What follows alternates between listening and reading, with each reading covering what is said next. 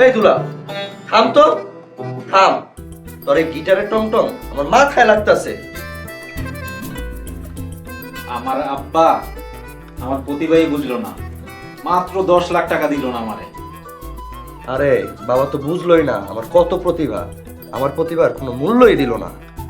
তোর কথাই বাদ দিলাম, তুই অভিনয় করস, তোর তো প্রতিভা দেখাই যায় না। কিন্তু দেখ, আমার গান তো অনেক দিনই শুনছে আব্বা, কিন্তু তারপরও মূল্যায়ন করলো না। শোন, আমাদের এমনই কিছু একটা করতে হইব, কারণ বয়সের একটা ব্যাপার আছে। এই বয়সে যদি কিছু করতে না পারি তাহলে আর কোনোদিন কিছু হইব না। আশা ছিল, ভালোবাসা ছিল, আজ আশা নাই, ভালোবাসা নাই। কান দিস না ভাই দুলাল। শোন, প্রতিভা কোনোদিন চাপায় রাখা যায় না। প্রতিভা হইলো আগ্নেয়গিরির মতো। ভাই, আমগো একটা কিছু করতেই হইব।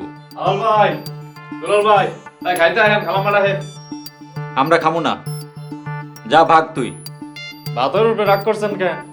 হ্যাঁ, আহেন খাইতে আহেন। ভাতের উপরে রাগ করে লাভ নাই, কোনোদিন তো ভাতের জন্য কষ্ট করেন নাই। যদি কষ্ট করতেন তাইলে বুঝতেন ভাতের কি মর্ম। আহেন আহেন খাইতে আহেন। দেখছস, চাকরের বাচ্চা এখন কি কয়? চাকরে এখন আমাকে জ্ঞান দিতে আহে। যা ভাগ, আইছে জ্ঞান দিতে। আর একটা লাথি মেরে বাইক করতে পারলি না?